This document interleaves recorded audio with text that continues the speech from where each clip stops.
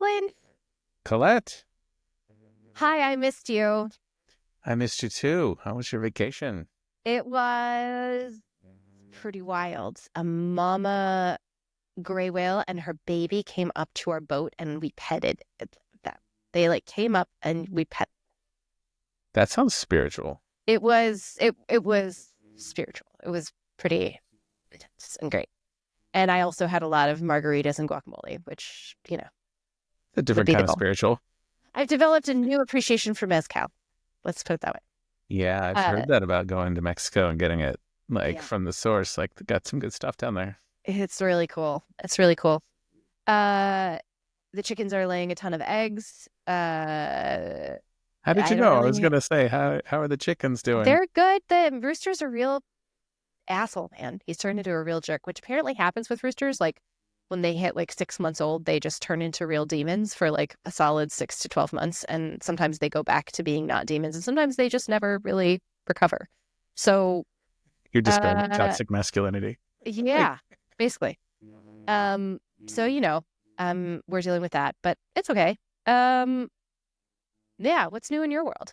What's going on? It's the winter, but it's warm. So it rained and snowed here in LA, which was nice after the fires.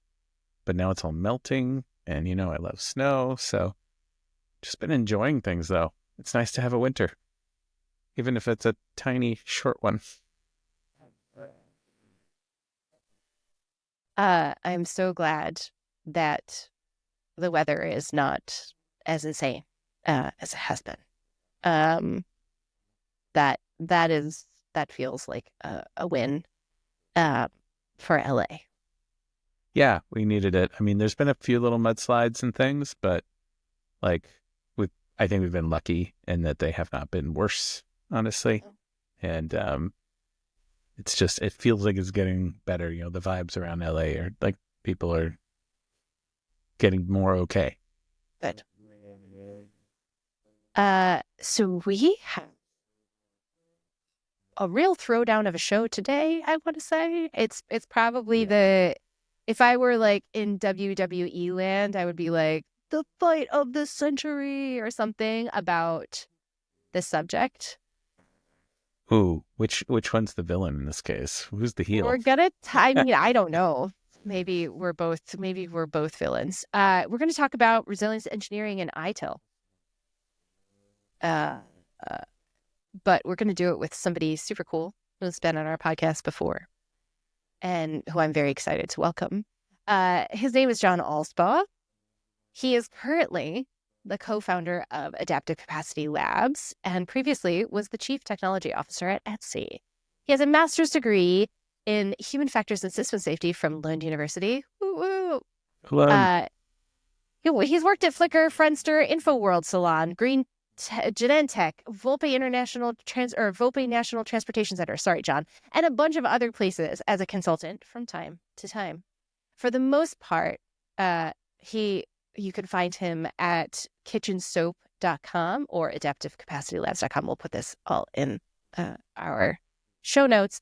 If you want to hear his thoughts on software engineering, operations, system safety, human factors, engineering management, and cognitive systems engineering. John, Hello. welcome back. Like an elevator on Severance. So you got my innie today. Well, I am.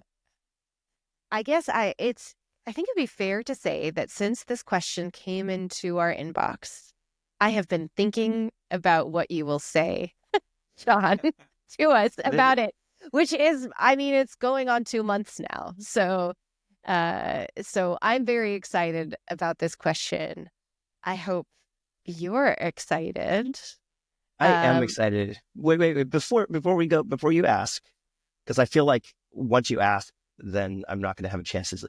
I wanted to say, I did not expect to enjoy this podcast nearly as much as I do.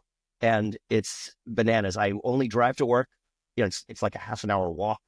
But in the snow, sometimes, in this cold, I've been driving. And because parking is amazing, sorry, terrible in where I live and my office. I tend to drive around the block a couple of times. I would have done so anyway. Now I've got you on, Spotify in the car.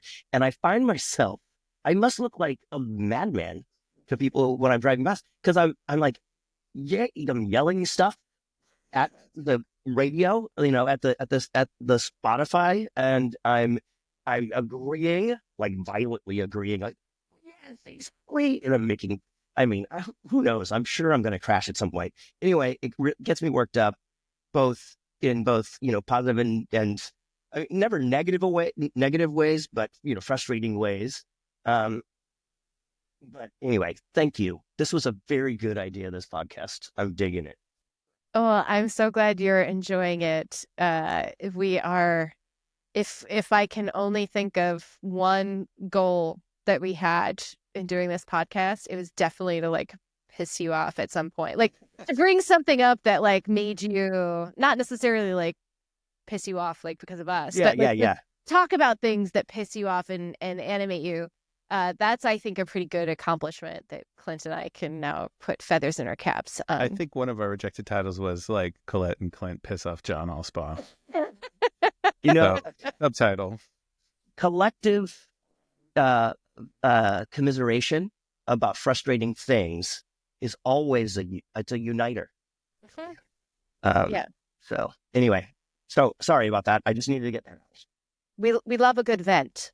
And that actually brings us to today's topic, which I think will be at least, I'm going to guess right now, 35% kvetch and 65% productive. Let's try to keep it there. I mean, it might veer more into kvetch at certain points, but it'll be okay.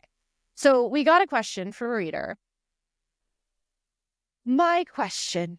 We had a solid culture of resilience engineering, then management swept in rapidly and changed to full ITIL.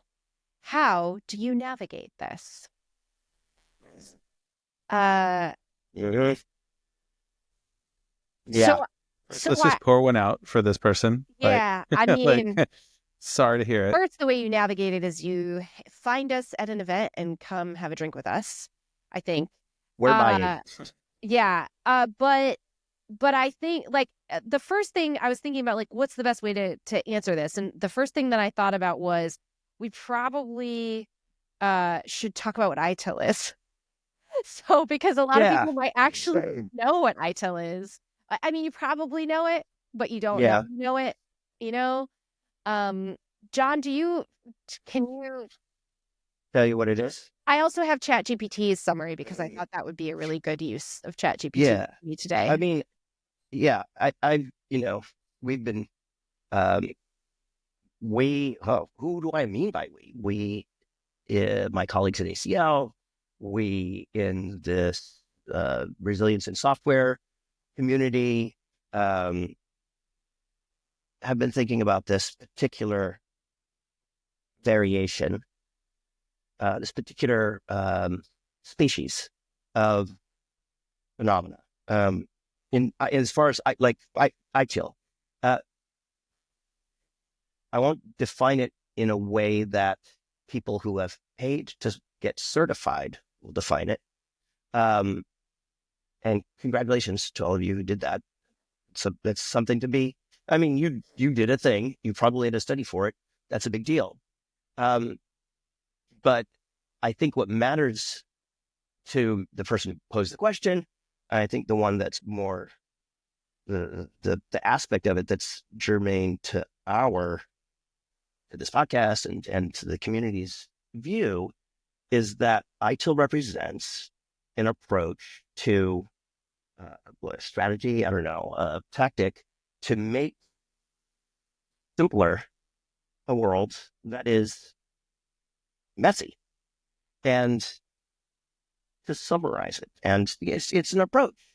The question is whether or not you can recognize whether the simplification or your, scheme to like make things tractable, make things understandable, goes from simplification to oversimplification. And the difference being oversimplifying throws away information that's critical to understanding what the hell it is. And so, how do you navigate it? Well, let me go back. You asked about what ITIL is. So when it comes to incidents, there's lots of aspects, as I'm understanding. ITIL is now the fourth, I think it's ITIL 4 now or something like that. I try to keep up with what they've changed, what's adjusted. And it has changed. And I think it's also had changed hands as far as like the formal, shepherding, formal, sponsor of this stuff. If you look at it at a high level, it's, can I count things that are going wrong? That is to say, incidents and things around incidents, adjacent incidents, tabulate them, gather some information about them, and then over time, you'll somehow, with that information, have a better view on what's going on. I think that's the spirit of it. I think in practice, it varies. Everything from, I don't think I've ever talked with an organization who said, we practice ITIL, but in our, and exactly the way ITIL says. I've never seen that. They say, it's like Scrum. Yes.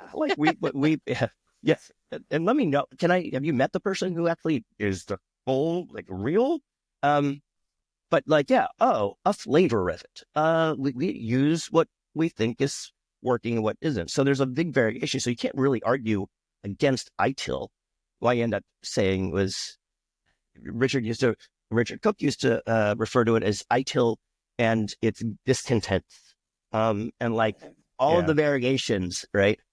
And so this is where this sort of shallow idea, this is where the crux of it is, the shallow idea of an incident. The fact that its length of time is solid enough of a thing that can be tabulated.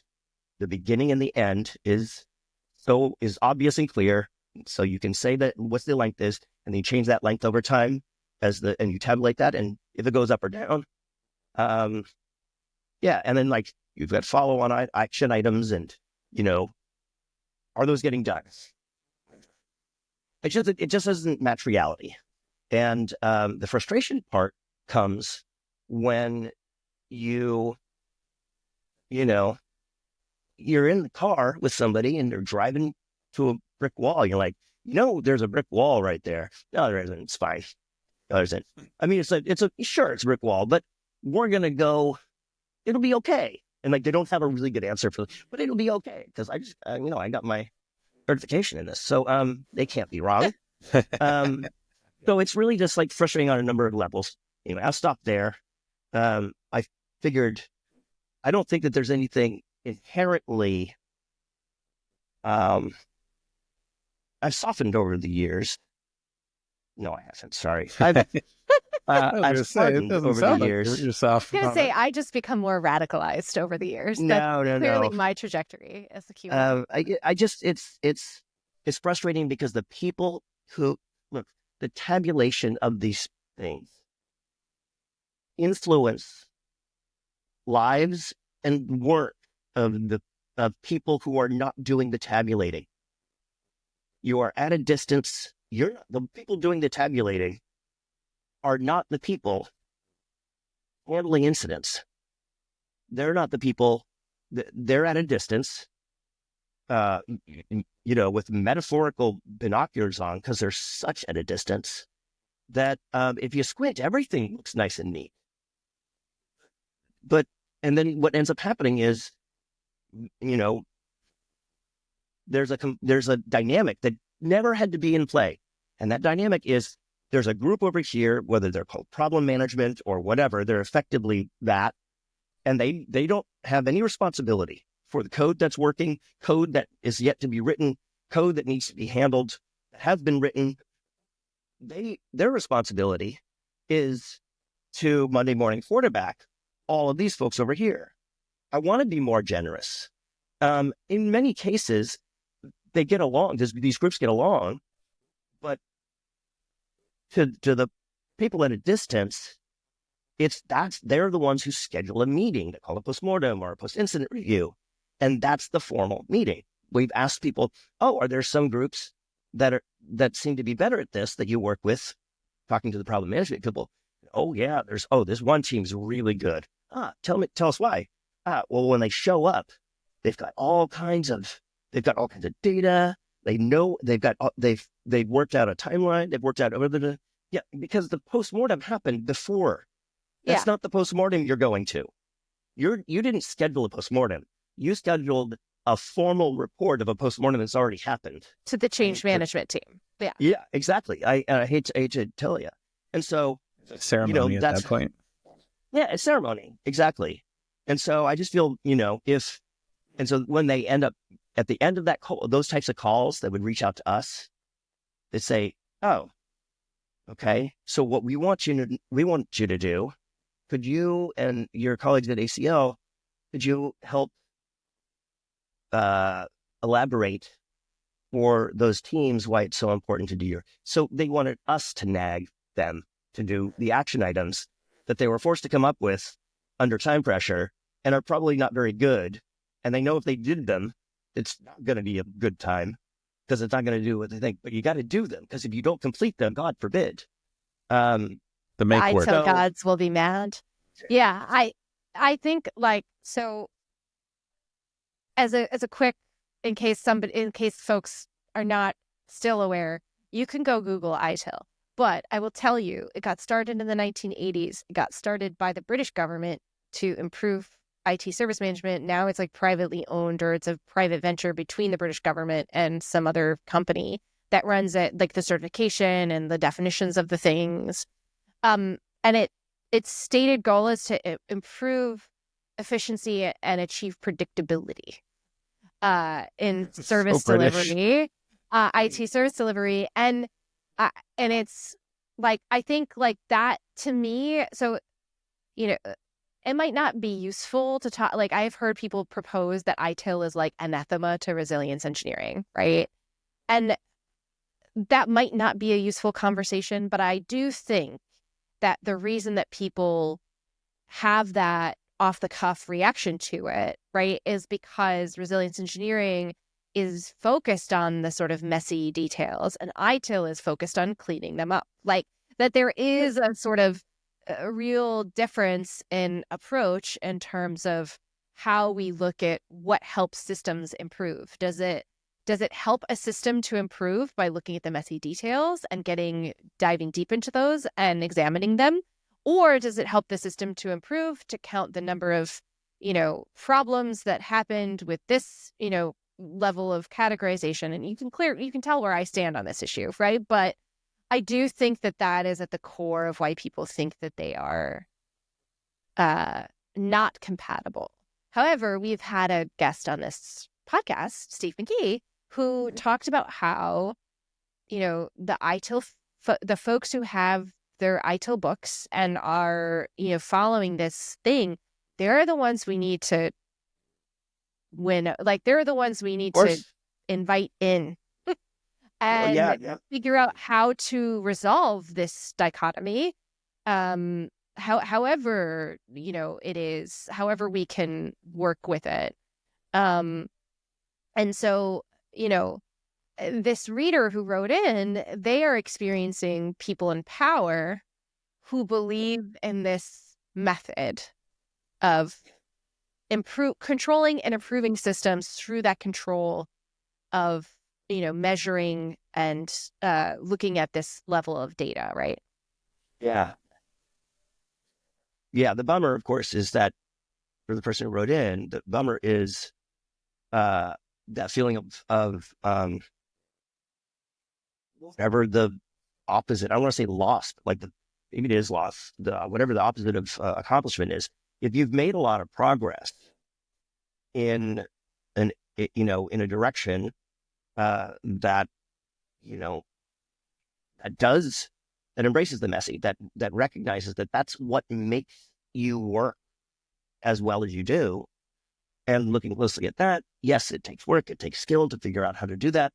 But to see that go away is a huge, huge bummer. I would say that there's a number of, what comes to mind are two things. Number one is I wish, I think there are some, I've seen it. I don't know. I wonder if you two have seen it, but, talking with somebody who has that as their background, that's where they came from. They came from this, you do a monthly report or whatever, problem management, ITIL, blah, blah, blah. And if they have, the sufficient enough curiosity, to, maybe there's another way of looking at the world. I've seen that light bulb. It's rare. I've seen that light bulb go off. I've seen it click for them. Like, oh, okay. But I wish inviting them, those who the light bulb hasn't gone on, I wish it was as simple. Sometimes it's not, because why would they take the invitation if what they believe is already working? I have some theories on why this is hard for them. And it goes back to like judging and thinking. And I think that's what you're talking about. It's not so much a loss, it's a change of mode in this. To me, ITIL is meant to help you judge the events. It's to help you judge the teams and judge the work. And people like judgment because it implies you have control. And I can understand the backslide from thinking, which is what resilience engineering asks you to do and invites you to do and gives you a space to do, is to help enable thinking, because thinking is dangerous. Thinking exposes real problems that go up and down the chain. It's much more comfortable. It's such a, I love the UK. I love British people, but like that, like, yeah, like we have judged this effective, right? It just sounds so British that it's, I didn't know British that till accent, today, so I'm still dealing with it. Apologies to our British friends out there. Come we at blame me. you for ITIL. We don't blame you for ITIL. We don't, but it just feels, I think they'll understand. Clint does, but Colette and I don't. But Clint right, does. but the point I'm trying to make is that I feel like we're always going to be in a place where we're asking people to think in resilience engineering, and thinking is hard. I think as Young said this, right? So most people just judge. And so if leadership is just like, I've been thinking about this and I don't like the results, so let's go back to judging. Like, I kind of understand. And that's where that light bulb doesn't go off, because you get punished for that light bulb. It's like, stop thinking. Like, your job is to judge. Yeah. And the further you are from where work is done, the easier it is to not only be sort of disconnected from, how work actually happens, but also disconnected from potentially the results of putting in place the judgment stuff and how it may have, effects that you didn't, at least didn't come on the side of the tin that the ITIL was shipped in, There's another reason, I think, if I've spent a good deal of my career with the understanding that what I've put in place in various companies was a significant part of what made me successful, it's going to be tough for me to engage about, why that might not be true, or that there was enough people, at least the people that gave me promotions and hired me, or this thing that I know, were also hoodwinked. And so, I think that the approach that I've embraced, despite the ranting and the raving and the moving of the hands and the screaming, is when we're working with clients. And these days, when I'm talking with anybody, I very rarely want to talk or with somebody who has a belief that the mean time to resolve or mean time to anything is a solid enough measure, that it means something over time. And I very rarely pick a time and a place to debate or have an opportunity to persuade somebody differently, because it's hard, number one. Number two, we found, at least with clients, they're not paying us to argue with them and show them what they're doing is wrong. We just don't waste any time there. We don't do theory, and we just do this thing that's different. If when we've left the building, that doesn't seem to work, you can always go back to what you were doing. But unless you're willing to be curious, then nothing, right? There's the avenue about, there's the statistical avenue. Cortland actually done a very good job of describing in statistical terms how this isn't a thing. It's not a thing like not a thing.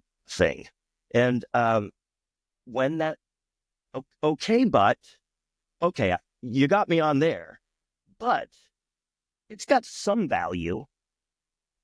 It's got cultural value, whatever. I just insert really anything. That's a signal to me that this person has a belief, it's a worldview. And unless they want to entertain a different perspective, then it's not likely to be a productive part of my day. And I guess if you were, so you're talking about your situation as a consultant going into these spaces, and I guess I'm wondering if our reader can put themselves more into that headspace. Like, what if I know, like, the first order of business, I would say, as a manager, this is my manager DNA coming through, dear reader, is do not burn yourself out. Like, do not bang your head against a wall that is immovable, right? Like, do not expect that you are responsible for that. That is not your role, right? But if you could define your role in some circumstances as presenting, this is my sort of question here.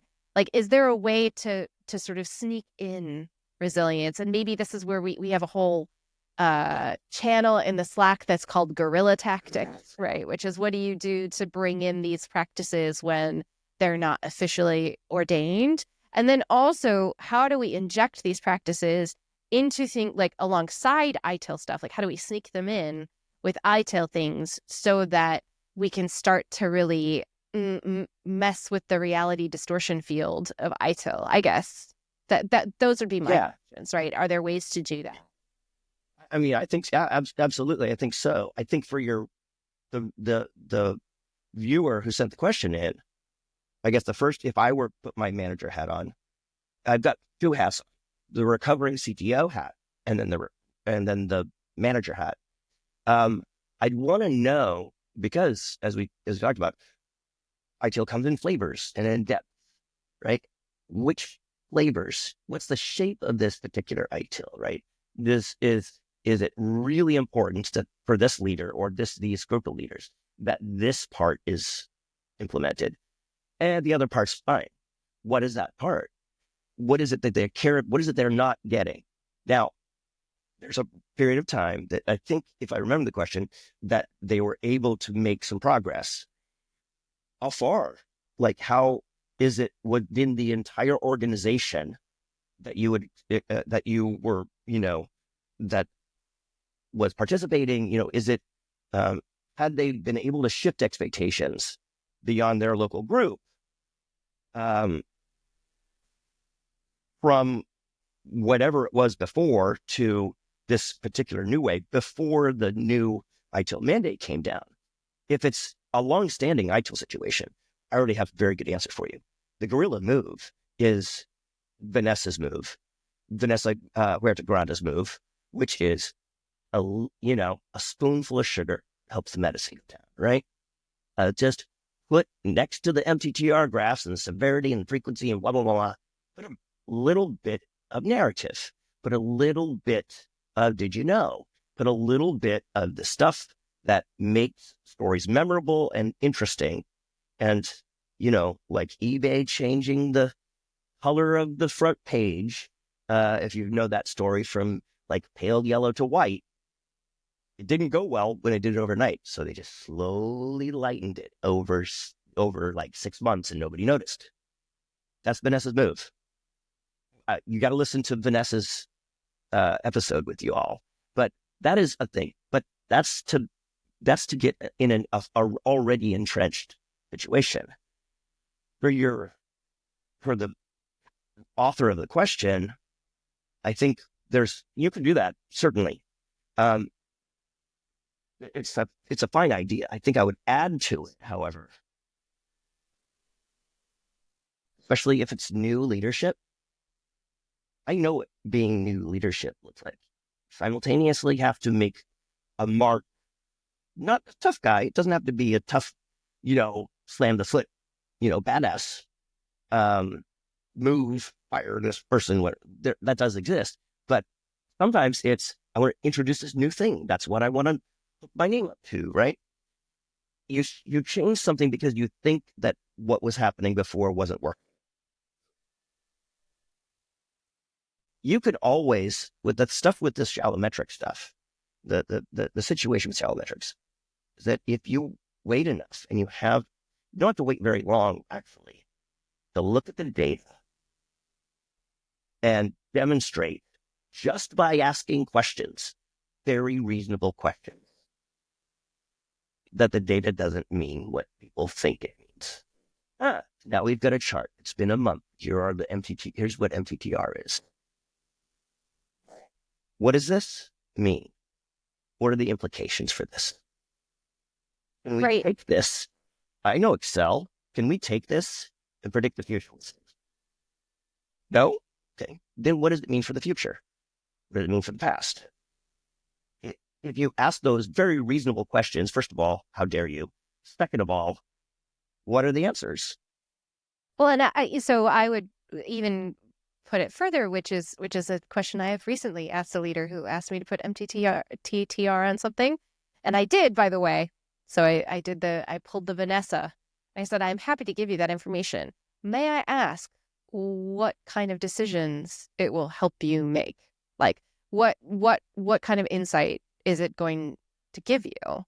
And the more I just dug in by saying yes and, right? Yes, and I will do this. And can I ask you how it's going to help you?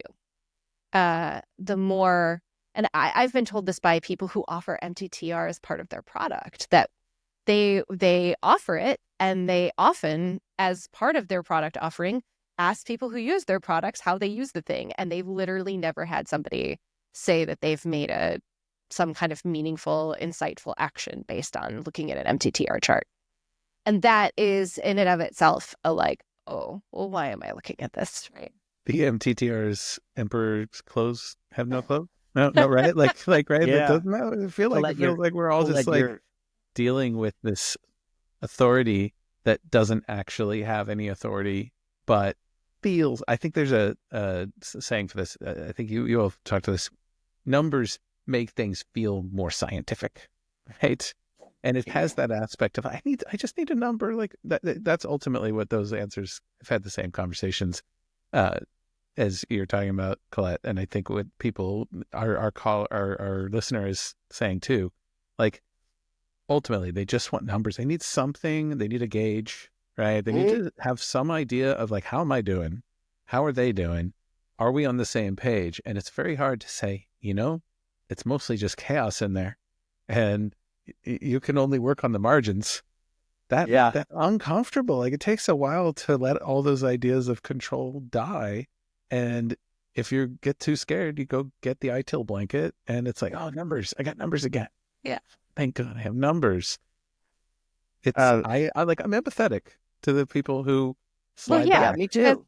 I mean, John's been a CTO. I'm a director. Like you have to make decisions with very little information, right? And so I think there's an idea that you can make better decisions when you have more data, and that data is somehow objective. It can't be gamed. But I also had to tell somebody today about Goodhart's law, which is that any metric you put in front of people as a target will inevitably cease to become a good metric, because they hadn't heard about it. Well, I think they had, but it was in the context of asking about specific incident data. And I just sort of said, look, I think it was really around reliability data, not less specifically about incidents. But I said, look, what we're trying to target here is the action improving. Like people looking at information around them, that includes that data, right? Let's be clear, teams need this data.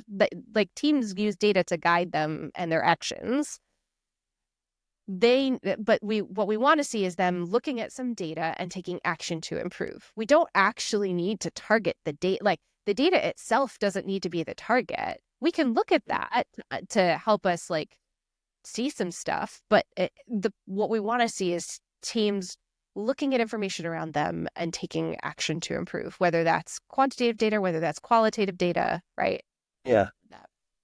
But that's a really hard thing to wrap your brain around, I think, when you're an executive. It is. A couple of things. First of all, that question you asked that you were saying, what is it you're looking to get out of this? How will this make your decision? First of all, your Lund University is showing. Just wanted to let you know that. The second of all, what did they have for an answer? They didn't have one, and I think that is fundamentally true.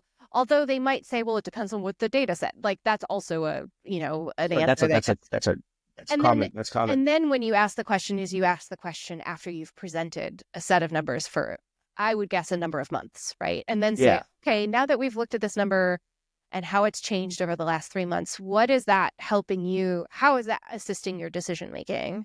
And is it worthwhile? And you can do that as part of pruning a dashboard. You can say, look, we have to make choices about what we look at. We don't have infinite time to examine these metrics. Let's prune out the ones that aren't serving our decision making as much. And you will quickly see that some things will float to the top and some things will get pushed to the bottom. Well, yeah. The question is whether those things that float or sink represent aggregate constructions, or of what, or individual components of what produces the aggregate. Right? We had a big one in January, and that moved. And every high schooler knows what playing the curve is, right? And so, is it that one that sticks out? Is that why you want to know what this number is? Or because we had a lot, and this chart represents way more than that big one in January. So two things come to mind. First is, I want to just plant the fact that I believe the podcast is about resilience. I'm about to do the flip in a moment. Before I get there, I have been compiling a list of questions that range from the reasonable. Nobody would say that doesn't make sense. That's an illogical question. Like that doesn't have. If we had the answer, that doesn't have any value. And like meekly put, all the way to full on snark, right?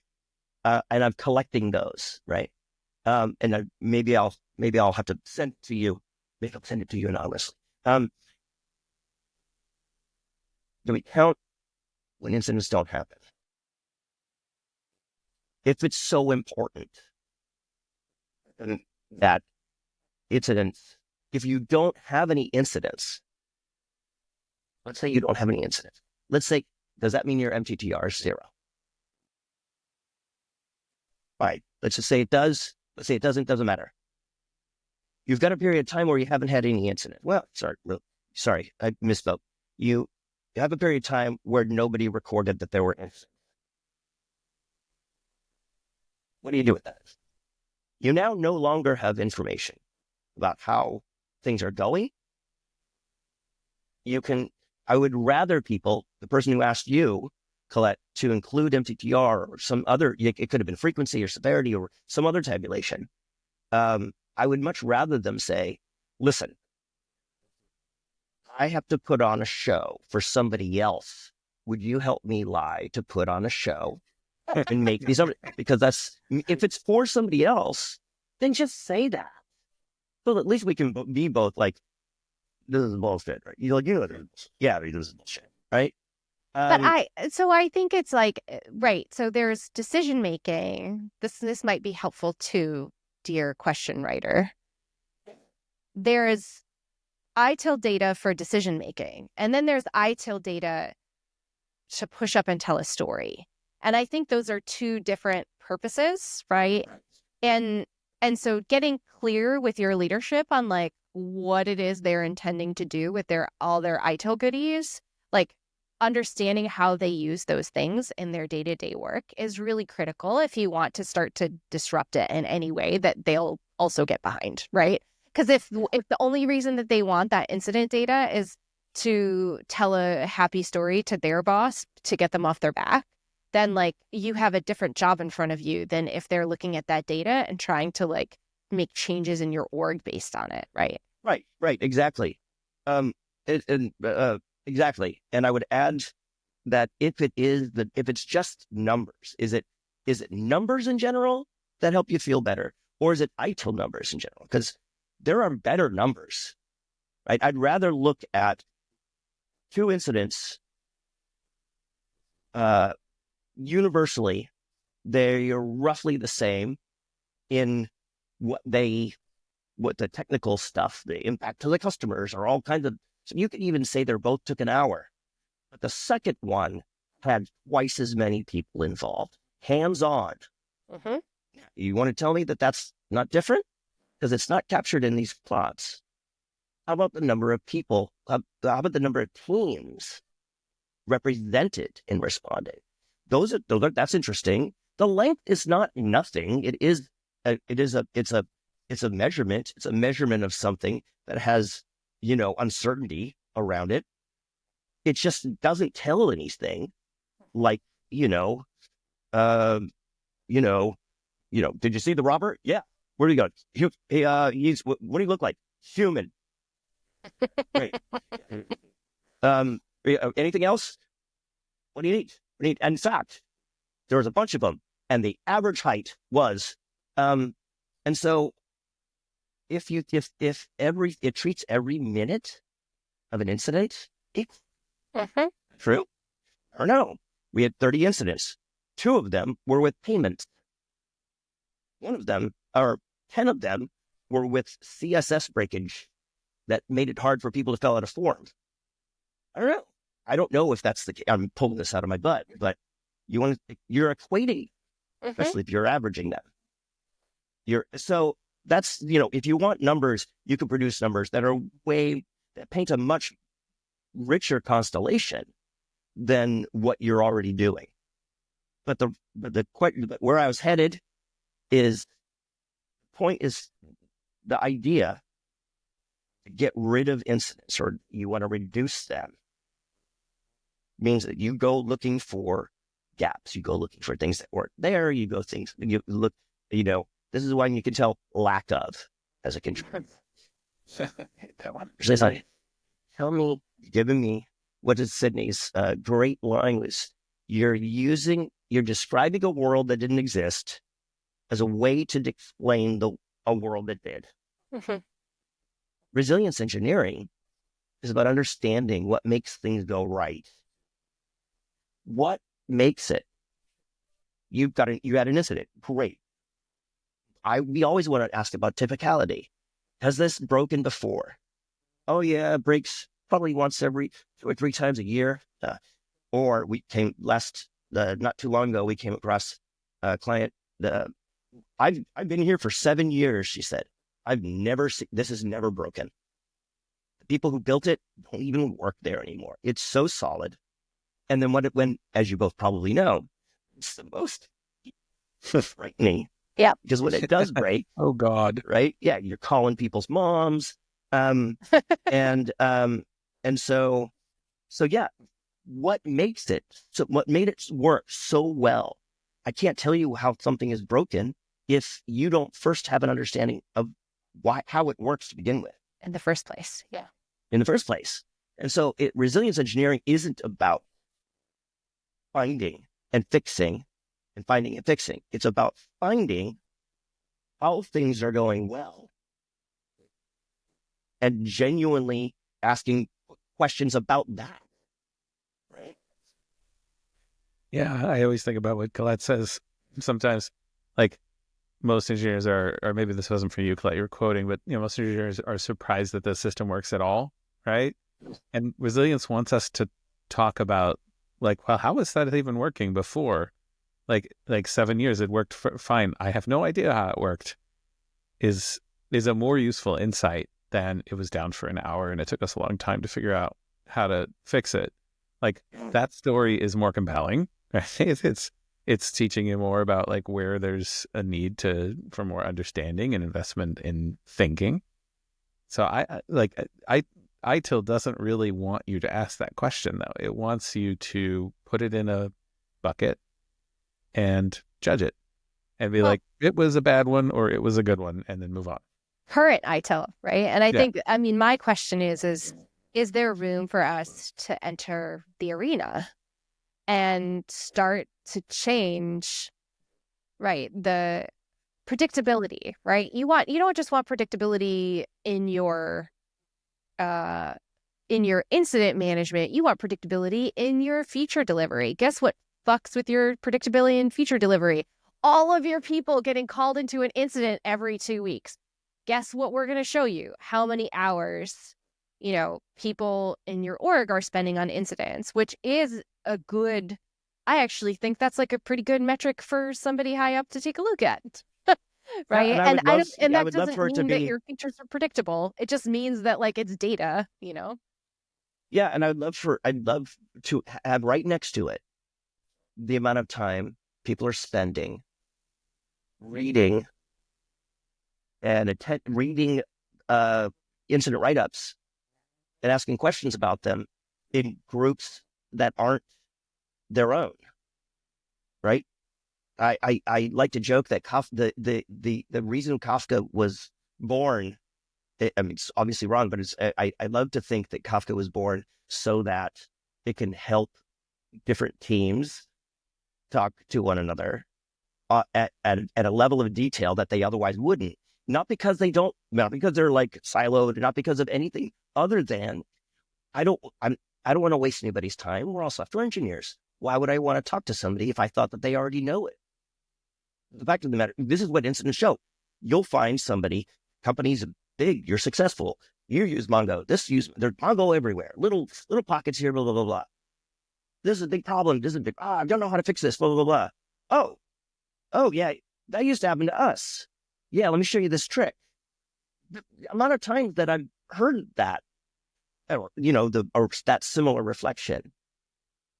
How often are people understanding you don't have to be an expert in how another team works, but when things surprise them and you're using similar tech or you're thinking about using similar tech, I don't know, what would you rather do? Go talk to them to get all kinds of details, or go to the void and read about whatever some company put a public post out about this or that. The resilience is coming from inside the house. You're already resilient. We are not accustomed to looking at that closely. So we're leaving it on the table. Your competitors want you to count incidents. If I'm if I don't lead a software organization.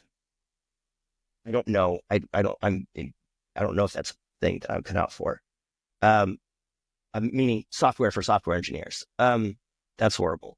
But thanks, John. I mean, I know, but no, it's facts. You are built for it. I am not. I can't handle that. But I would want your competitors to hire a whole bunch of people with serious Excel skills to count all the incidents, make sure you get all of the MTTR and MTTD and MTT. Mean time to know, mean time to understand, mean time to notice, mean time to acknowledge. Just put all the means in there. Average them up. Average them on a 30-day basis, 7-day basis, 60-day basis, 80, 190-day basis. And moving averages, right? And now mark them by severity. Highlight them by frequency. Right? Go on and on and on. Here's these competitors. Meanwhile, over here, we're gonna work on. We're gonna understand how our systems actually work. Yeah, exactly. So. And I this feels like a good opportunity to wrap it up. But I also just wanted to tell our reader, you can also quit. Again, to the competitor point. Like, look, This is a gauntlet thrown to ITIL devotees out there who are in leadership, which is if you see an outflow of talented engineers from your org after you make some changes, it's worth considering whether that was worth it. Because in my view, as a director of engineering, I want to attract the best, most talented engineers to my organization. And resilient engineering has really helped me do that. I don't think that if I take an ITIL tack, it will result in good talent management practices for me. And so, that's your last option, dear reader. Like, you can try some guerrilla tactics. You can help understand more about what your new bosses really want and how they plan on using this stuff. I vote for all of that. And if it doesn't work, if you find yourself exasperated, come have a drink with us, though. In the meantime, come to our Resilience in Software Foundation Slack, resilienceandsoftwarefoundation.org. We'll chat about it. If you have questions for us, please go to thisisfinepod.com and fill out our form. You can also email us at thisisfine.softwarepodcast@gmail.com. We would love to hear from you. I did. I actually just wrote it down. It's just on my show notes, which I have in the right place today. Thank you so much, John. It's absolutely my pleasure. I could not think of a better way to spend the afternoon. We'll see you in a couple weeks, everybody. Take care. Bye. Thanks, John. Bye. Thank you.